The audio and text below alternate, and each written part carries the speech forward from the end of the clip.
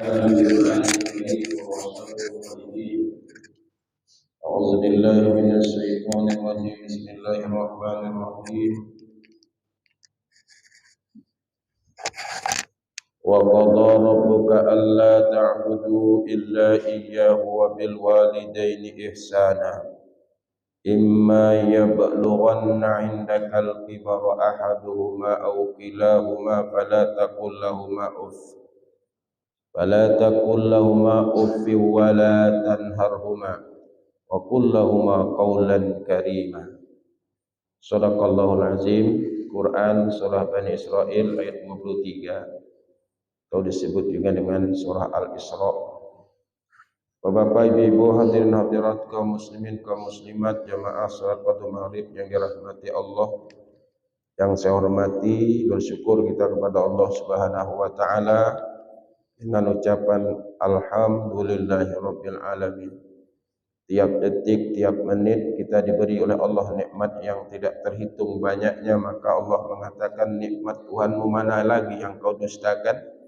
Wa bi ayyi ala'i rabbikuma tukadziban. Kemudian pula kita bersalawat dan salam pada Nabi kita Muhammad sallallahu alaihi wasallam. Allahumma shalli wa sallim wa barik ala sayyidina Muhammad wa ala alihi wa sahbihi ajma'in. Mudah-mudahan kita semua nanti di yaumil qiyamah bertemu dengan Rasulullah dan diberinya syafaat dan diajaknya kita sama-sama masuk surga bighairi hisab.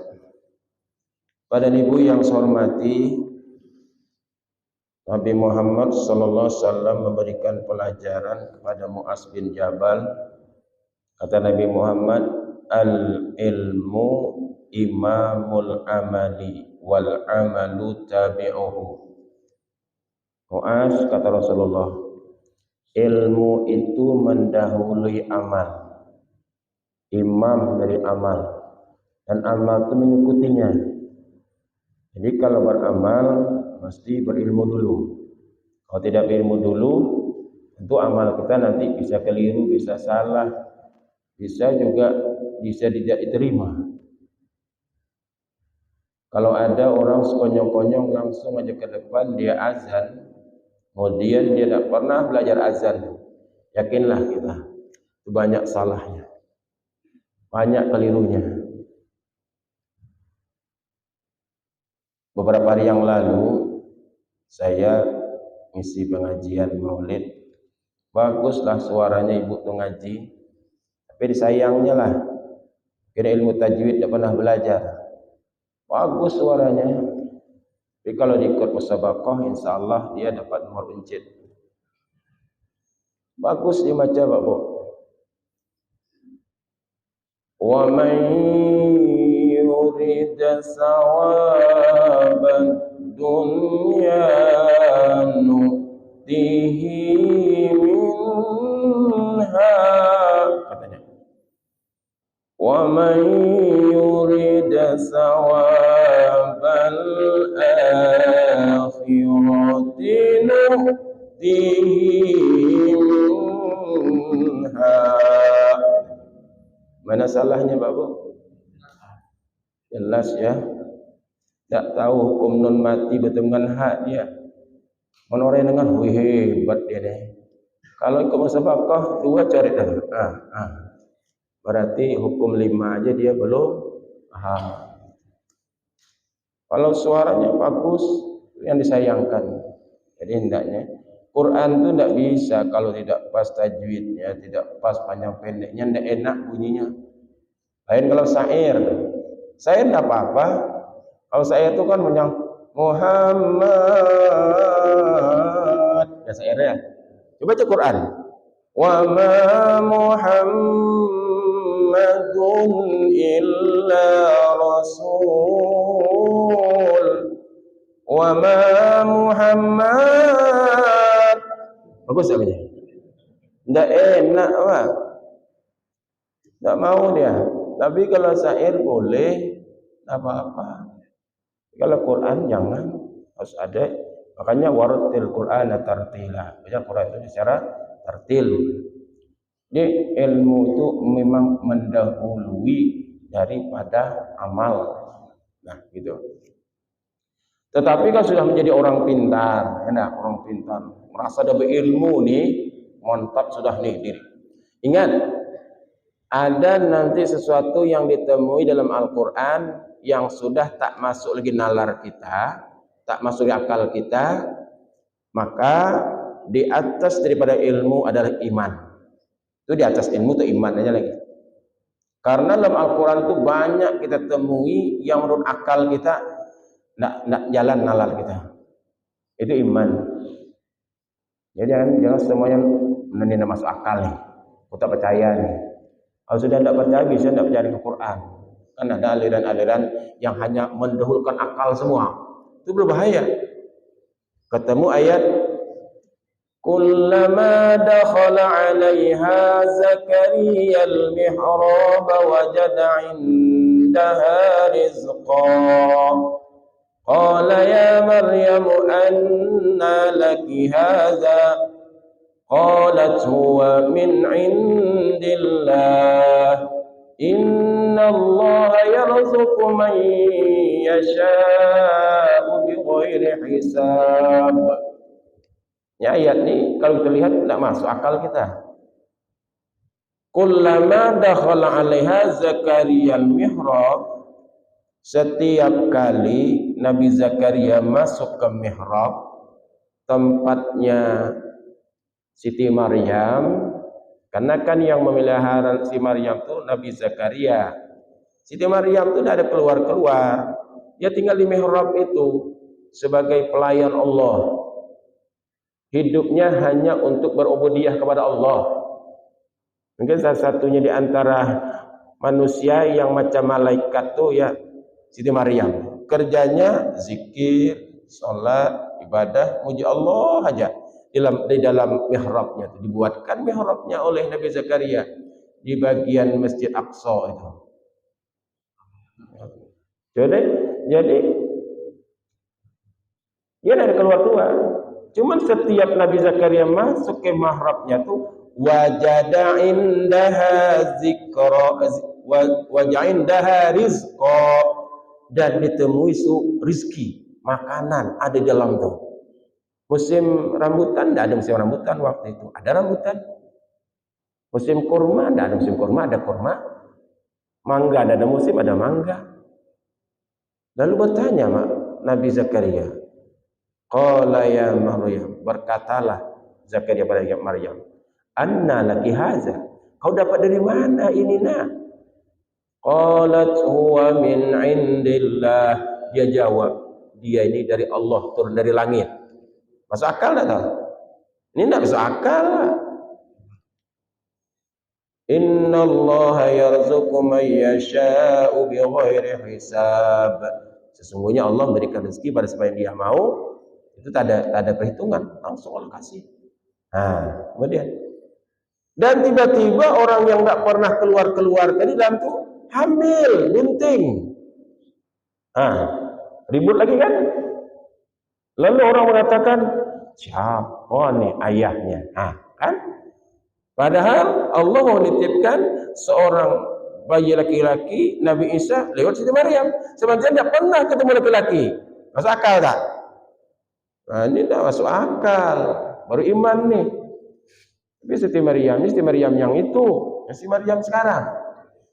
Maryam sekarang ngaku-ngaku tuh belum tidak bisa kita percaya.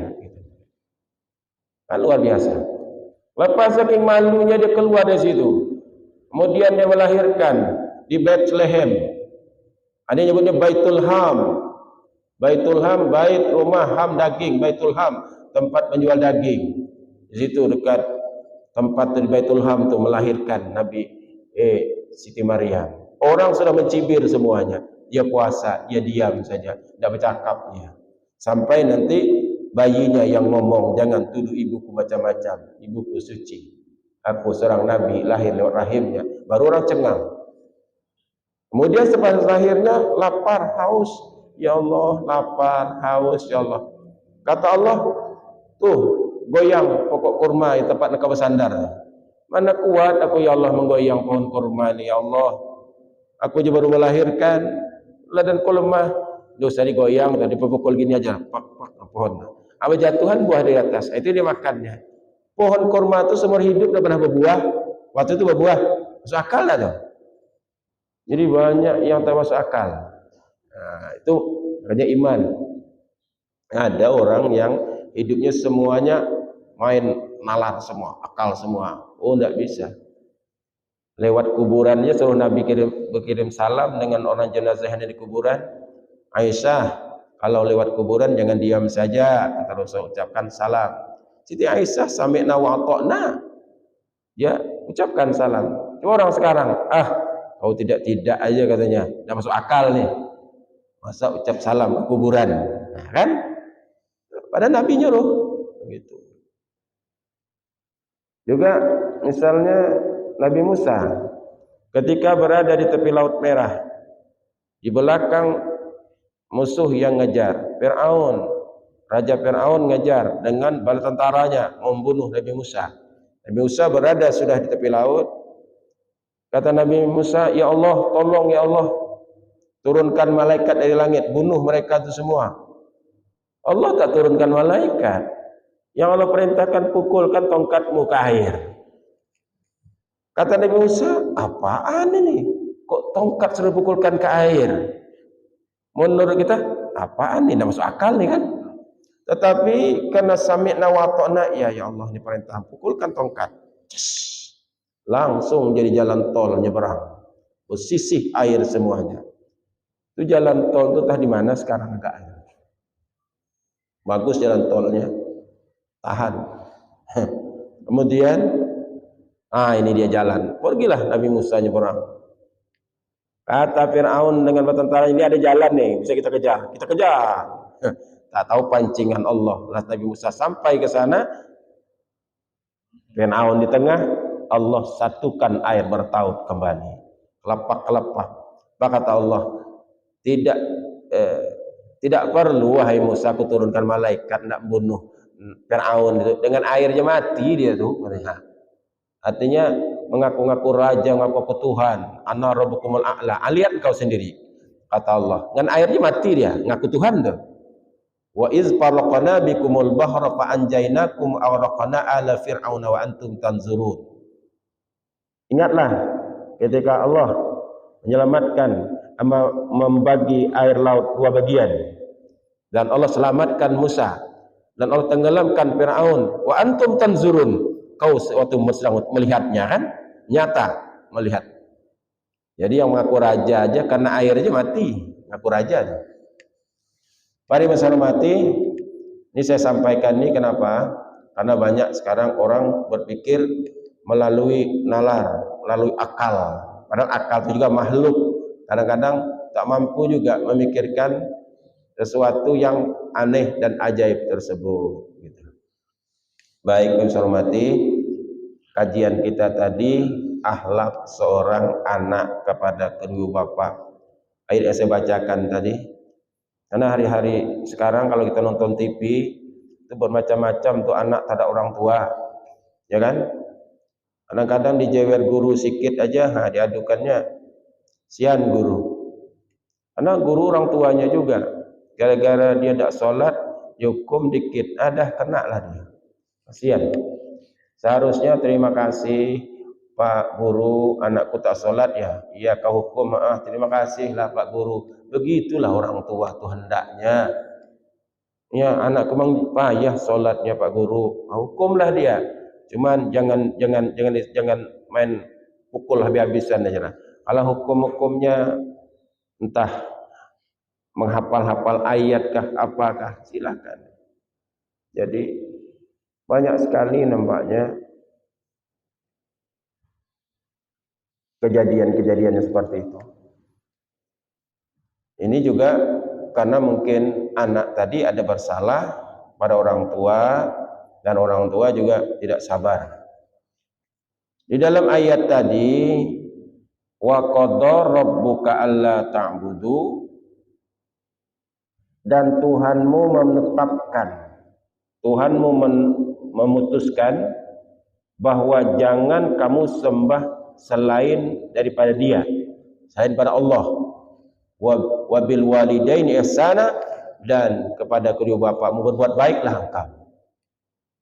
Imma yablughanna indakal kibar ahaduhuma, jika di sisimu orang tuamu satu atau kedua-duanya sampai berusia tua pada sisimu, maka sekali-kali jangan engkau mengatakan kata-kata cus dan sebagainya.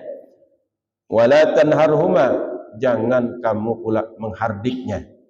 Wa qul lahuma qaulan karima, dan katakanlah pada perkataan yang mulia. Bila seorang anak tadi berbuat bakti pada bapaknya, yakinlah bahwa anak itu akan selamat, karena doa orang tua itu luar biasa. Doa orang tua itu bisa menembus langit yang ketujuh, apalagi doa seorang ibu. Di Tarim, di Hadramaut, itu ada terkenal Habib Salim, atau juga disebut orang Habib Sepuh. Bila orang datang ke tempatnya, Bib, tolong doakan aku Bib. Habib bertanya, masih hidup tak ibumu? Masih, kau pulang. Mintalah doa dengan ibumu. Doa ibumu bisa menembus 7 lapis langit. Tidak ada penghalangnya. Dan doa ibumu itu melebihi dari aulia Allah, walaupun wali Allah yang besar. Begitu kata Habib. Luar biasa. Di rumah kita ada yang bisa mendoakan makbul. Kenapa? Kadang-kadang minta doa kepada orang, ya kan? Di Gresik ada namanya Habib Abu Bakar. Itu kalau orang datang begitu juga tuh, minta doa, Habib, tolong doakan. Kata Habib, masih hidup orang tuamu? Masih. Kau pulang dan minta doa dengan ibu bapak. Coba. Yang terutama emak. Ja'a rajulun ila Rasulillah sallallahu alaihi wasallam. Datanglah seorang laki-laki kepada Rasulullah sallallahu alaihi wasallam. Qala, bertanya dia, man ahaqqun nas bihusni sahabati, kepada siapakah aku harus berbakti yang utama ya Rasulullah? Maka kata Rasulullah, ummuka, ibumu. Summa man ummuka, summa man ummuka, summa man abuka. 3 kali mak baru ayah. Ini luar biasa nih seorang ibu.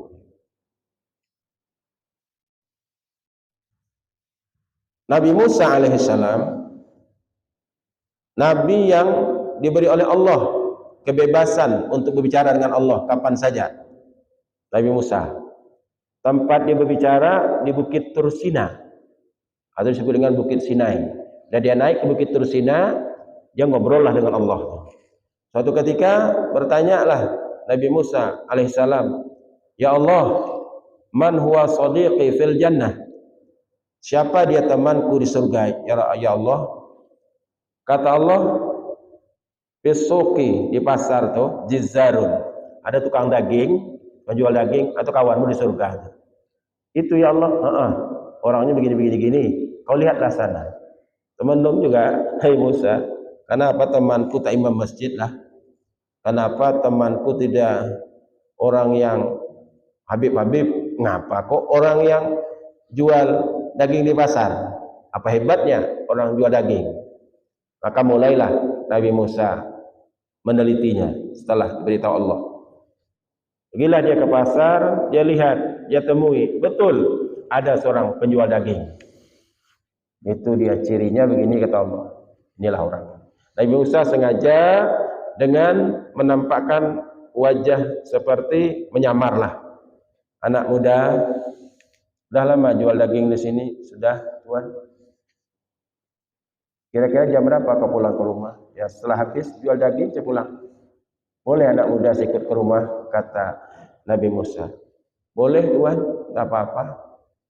Yalah ditunggui, karena ingin tahu apa hebatnya dia. Kira-kira jam 11-an habis sudah daging, masih ada sisanya, sisa dibawa balik. Ikutlah Nabi Musa ke rumah. Sampai di rumah, ya masuklah kata anak muda, Tuan. Maaf ya Tuan, Tuan duduk aja di sini ya. Aku tidak bisa melayani. Gimana saya mau melayani? Ini daging yang semua ini saya mau masak. Mau masak daging. Ahli masak juga laki-laki itu.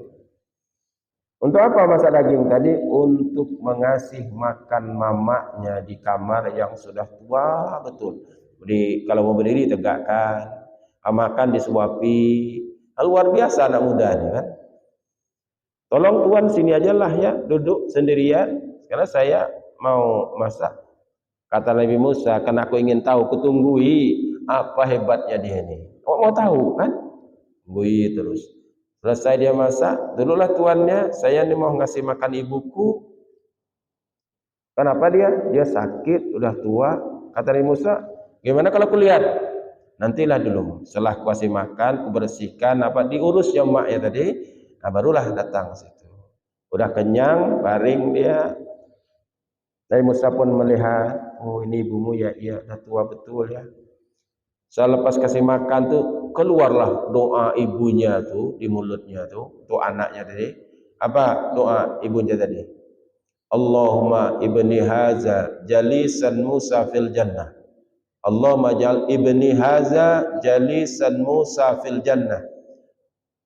Ya Allah, jadikan anak aku ini sekedudukan dengan Nabi Musa di surga. Wah. Oh, kata Nabi Musa, doanya maknya nih yang makbul. Pantas Allah sudah katakan kawan bersurga anak muda itu. Nah, saat itu pun Nabi Musa pun sudah menjelaskan siapa dirinya di situ. Berbahagialah anak muda. Berbahagialah Bu, bahwa anakmu benar temanku di surga. Allah sudah sampaikan informasinya kepadaku. Karena doa ibu dikabulkan Allah. Coba bayangkan. Jadi kalau dari kisah-kisah yang merawat ibu kita itu anak laki-laki, Pak. Anak laki-laki yang merawat. Karena anak laki-laki dua bagian harta waris. Makanya kalau perempuan kan satu tuh menurut faraid. Kalau 50 juta yang perempuan, laki-laki 100 tuh.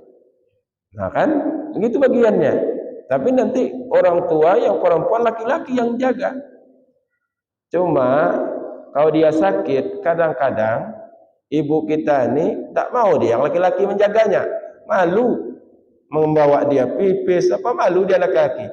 Aku dengan anak perempuan aja kata dia. Kan kalau seperti keadaannya yang laki-laki pandai-pandai. Setelah dapat tadi warisan, memang diterima setelah dek kau seorang perempuan, kau jaga emak, ini duitnya. Kan gitu tuh. Yang bagus tuh. Ini enggak, awak juga yang nguluhnya, laki-laki. Emak tadi jaga. Begitu. Ini luar biasa doa seorang ibu ini. Jadi banyak kisah sesuatu yang menurut akal tidak nyampai, tapi doa ibu tadi langsung diijabah oleh Allah. Bayangkan. Itu satu kisah. Satu kisah lagi ada orang soleh kalau Bapak Ibu mau kisah ini ceritanya dibaca di Irsyadul Ibad ila Sabilir Rasyad kitabnya. Seorang laki-laki udah tua, punya istri, punya anak laki-laki satu orang, anak lagi kecil. Bapak ini sudah tahu nih perasaan dirinya mungkin tidak lama lagi umurku. Maka dia punya seekor sapi. Sapi itu masih kecil. Anaknya kecil. Kalau aku meninggal dunia, kata bapak ini, takkan bisa anakku ini melihara sapi ini. Maka titipkannya lah kepada Allah sapi tadi. Diantar ke hutan. Diantar ke hutan. Ya Allah, aku titipkan sapi di hutan ini. Kau peliharakan dia. Nanti setelah besar anakku, mungkin dia nanti akan ngambil sapi ini. Luar biasa kan? Maka jelas sapi liar. Ya kalau di hutan itu ada orang lari dia, ada orang lari dia. Itu di arah Belantak situ ada tuh. Saya ke Belantak semalam, banyak kotoran sapi dekat jalan. Saya bilang mana sapinya? Ada di kebun ini Ustaz, tapi udah liar dia. Ada yang melihara itu dilepas di situ. Meninggal bapak tadi. Ibunya sudah tua, anak tadi dah mulai dewasa. Anak inilah yang ngurus emaknya. Pergilah anaknya ke hutan cari kayu. Dapat kayu dijual. Hasil jual kayu dibaginya 3. Hebatnya dia, hasil bagi 3. sepertiga untuk ibunya, sepertiga untuk disedekahkan, yang sepertiga lagi untuk makan. Hebat tak tuh? Begitu rupanya harta, sepertiga sedekah, sepertiga makan, sepertiga kasih maknya. Hebat. Kemudian malam gitu juga, dibaginya lagi 3 malam. Sepertiga malam untuk tidur, sepertiga lagi malam beribadah, sepertiga malam lagi untuk menjaga maknya. Anak muda ini. Doa ibunya luar biasa kepada anak ini tadi. Setelah anak tadi dewasa, nampaknya susah cari kayu ke hutan. Olah maknya ngomong, "Nak, sebenarnya ayahmu sudah ada meninggalkan kamu harta, nak." "Apa, mak?" "Ada seekor lembu di hutan tuh, itu ayahmu meninggalkan untukmu." "Iya ya, mak, ya. Oke, sekarang besar dah tuh, nak. Kau ambil, nak, sapi itu di hutan. Dia kalau ketemu orang lari. Kabar-kabarnya ada tuh di hutan, tuh ayahmu. Warnanya kuning-kuning keemasan." "Ya ya, mak, ya. Jadi kalau kau pergi ke hutan, kau sebut demi Tuhannya Musa, demi Tuhannya Ibrahim, demi Tuhannya Ismail, engkau lihat sapi itu, dia tidak akan lari," kata mamanya. Ingat ya, tak? Pergi ke hutan ketemulah memang sapi itu. Ngeri juga anak melihat sapi terbesar betul. "Maka sapi, engkau milik ayahku dan milikku. Ke sini demi Tuhan, demi Tuhan," tadi sebutnya. Betul, tak lari sapi tadi. Setelah mendekat sapi tadi, malah sapi itu berbicara pula. Kata sapi itu, "Tak usahlah kau berjalan pulang, kita sama-sama pulang. Kau naiklah di belakangku," kata sapi itu. "Pesan ibuku tadi, ibuku tidak seperti itu. Kata ibuku, berjalan bersama-sama. Aku pegang kau, ya, berjalan pulang." Ini, mak, sapinya, mak. Coba bayangkan. Anak ini betul-betul amanah, taat pada ibunya, maka sapi itu pun tunduk. Luar biasanya. Nah, ini bisa kau jual, nak, sapi ini. Daripada kau ke hutan lagi cari duit, sapi ini jual, jadikan modal. Bawa ke pasar, jual sapi. Berapa, mak, harganya nih sapi ini? 3 dinar laku nih, nak. 3 dinar. Nanti kalau ada orang mau beli di pasar atau di jalan, bilang sama mak dulu, biar mak restui. Bawalah. Sampai ke pasar, udah ada orang yang dekat. "Anak muda, mau jual ya sapinya?" "Iya." "Berapa?" 3 dinar. Wih, kata orang yang mau beli tadi, "Ini laku 6 dinar nih. Masa 3? 6 ya," kata orang tuh. "Yang 3-nya untuk engkau, yang 3-nya baru kau ceritakan mak, yang 3-nya bisa kau ceritakan mak." Ah, ini ngajar tidak amanah kan? "Tidak, Tuan. Kata ibu saya harganya cuma 3 dinar. Kalau Tuan mau beli 3 dinar, aku nanti sampaikan dengan mama." Yalah. Sampaikan ke mamanya. Pas mau jual, apa katanya? "Aku kalau 3 dinar tak mau beli," katanya. 6 dinar pembelinya. "Betul mau 6 dinar nih?" "Iya." Balik lagi bilang ke mama, "Mak, dia mau beli 6 dinar, mak." "Iya ya, iya." Nah, jual lah kata maknya. Sampai itu apa kata pula? "Tak jadi 6 dinar, 12 dinar lah kau beli," katanya. Jadi tambah lagi 6 dinar. 6 dinarnya jangan kau cerita dengan mama kau ya, kata dia. Jadi berapa maunya? 12 dinar. "Ya." "Aku bisa dengan mak lagi." Balik lagi kan. Amun kita tuh dapat 6 dinar, diam-diam aja nenek. Masih mak 6 dinar, awak dapat 6 dinar. Diam-diam. Banyak duitnya tuh. Dia nak nguji. Nah, "Mak, dia tak mau 6 dinar, mak. 12 katanya, mak." "Baiklah, nak. Nanti kau sampaikan sama dia, tanya dia, kamu mau beli atau olok-olok?" Nah, gitu lagi. Jadi pas dijumpai lagi orang tersebut, kata mama saya, "Tuan mau beli atau tidak? Dari 3 dinar jadi 6 dinar 12 dinar. Mau beli atau tidak?" Apa katanya? "Aku memang tak mau beli," kata dia. "Aku mau olok-olok cuma," kata dia. Astagfirullahaladzim. Pulanglah, pulanglah. Orang macam mana nak orang yang begini-gini? Oh, kata mamanya, itu malaikat nak yang nguji engkau amanah dan engkau dengan mak. Kalau kau jual tadi 12 dinar, kau diam-diam bisa kau ambil 6 dinar kan? Kata maknya. Sekarang jumpai dia lagi, minta petunjuk dengan dia. Jumpai, Tuan, ibuku sudah nyampaikan bahwa Tuan memang bukan manusia, tak perlu beli sapi ini. Ya kan? Tuh apa beli sapi? Malaikat. Cuma ibuku tanya, bagaimana malaikat? Sapiku ini bagaimana? Apa harus kujualkah atau bagaimana? Tunggu masanya, kata malaikat. Tunggu masanya. Nanti ada suatu saat lagi, entah berapa bulan lagi, bahwa sapi engkau ini akan laku, harganya, duitnya, banyaknya, seberapa beratnya sapi ini, seberapa beratnya duit. Kira-kira berapa tuh? Kalau sapi yang beratnya 200 kilo, maka duitnya 200 kilo juga. Ada tiap masanya. Oh kan? Memang betul saat tiba masanya itu, orang berebut mencari sapi yang seperti ini bentuknya, yang seperti ini. Apa saja ini sapinya? Malaikat sudah tahu. Ini semua apa? Ibu yang pandai mengarahkan anak tadi yang amanah didoakannya. Coba, Allah pun perintah malaikat untuk mengujinya dulu. Coba baik hormati.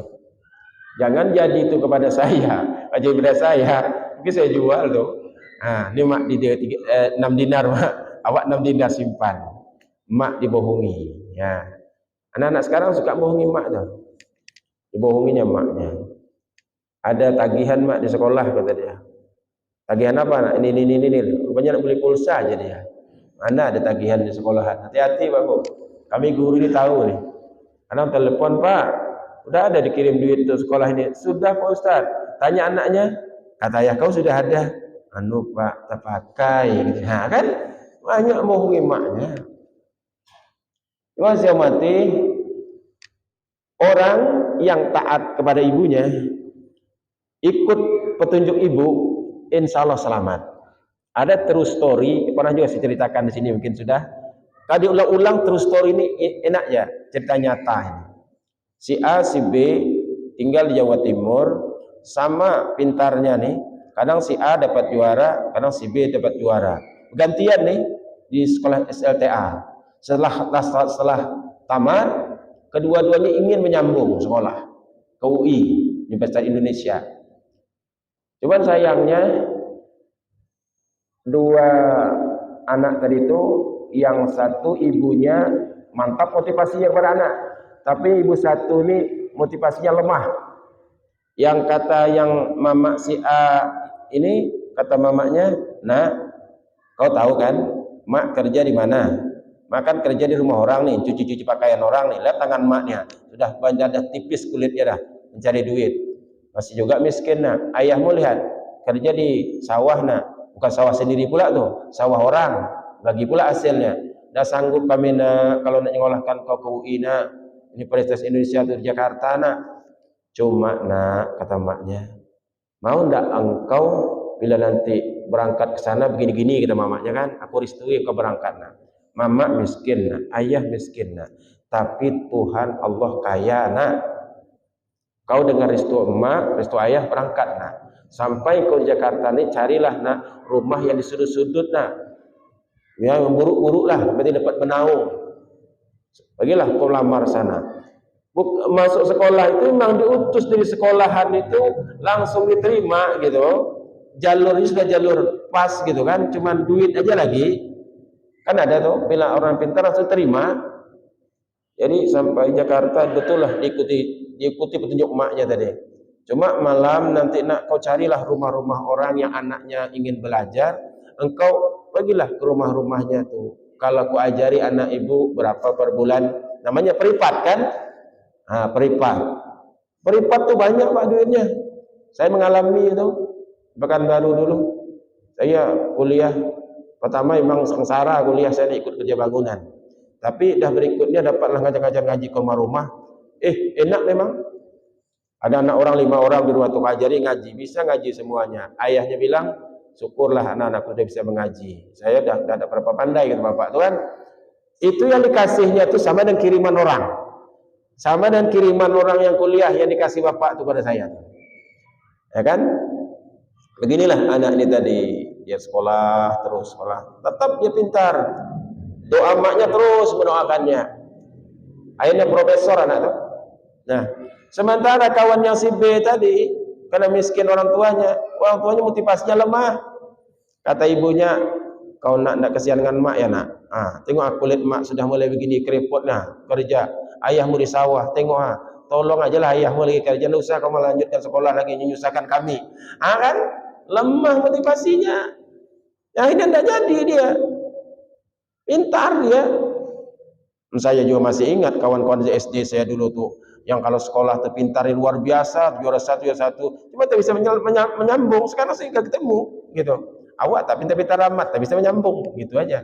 Maka kawan tuh bisa menyambung dia, luar biasa mungkin. Jadi memang seorang ibu nih kalau memberikan nasihat kepada anaknya, diikuti nasihat itu, memang selalu berhasil lah. Doanya tuh makbul, Pak. Bila anak tadi baik ahlnya kepada ayah dan mama. Kalau tak baik anak tadi ayah dan mak, mungkin doa maknya pun tak baik. Gitu kan ayat tadi nih. Jadi anak dulu berbuat baik kepada kedua ibu bapak, orang tua pun akan mendoakan yang terbaik kepada anaknya. Masih panjang lagi waktu kita, Pak? 2 menit lagi. 2 menit. Mana ada lagi kisah lagi zaman Nabi Sulaiman. Sampai anak tuh berumah di dalam laut karena doa maknya, doa ayahnya. Karena dia melihara ayahnya, melihara mamanya. Ketika orang tuanya mau meninggal, apa katanya? Ya Allah, jadikan anakku ini rezekinya luas, bagus rezekinya, taat kepadamu. Dan rumahnya laisa fil ardi wa laisa fis sama, rumahnya tidak di atas bumi juga tidak atas di langit. Akhirnya apa? Allah tempatkan dalam laut sebuah rumah yang bagus. Itu zaman Nabi Sulaiman kisahnya. Ini karena waktu kita sudah selesai pula kan. Doa ayahnya, ya Allah jangan jadikan tempat aku ini dapat diganggu iblis dan setan. Memang tak dapat diganggu oleh iblis dan setan. Di dalam laut Allah buatkan rumah. Wih, mantap, luar biasa. Bisa itu dibaca dalam Irsyadul Ibad ila Sabilir Rasyad, kalau ada kitabnya bisa dibaca. Semoga yang saya sampaikan ini bermanfaat. Terima kasih. Assalamualaikum warahmatullahi wabarakatuh. Auzubillahi minasyaitonir rajim. Bismillahirrahmanirrahim. Alhamdulillahirabbil alamin wassalatu wassalamu ala asrofil anbiya'i wal mursalin wa ala alihi washabihi ajma'in. Subhana rabbiyal aliyyil a'lal wahhab. Allahumma arinal haqqa haqqa warzuqna ittiba'ah wa arinal batila batila warzuqna ijtinabah. Da'wan fi subhanakallahumma wa tahiyyatun fi salam wa akhiru da'wana alhamdulillahirabbil alamin. Taqabbalallahu minkum minna wa minkum taqabbal ya karim.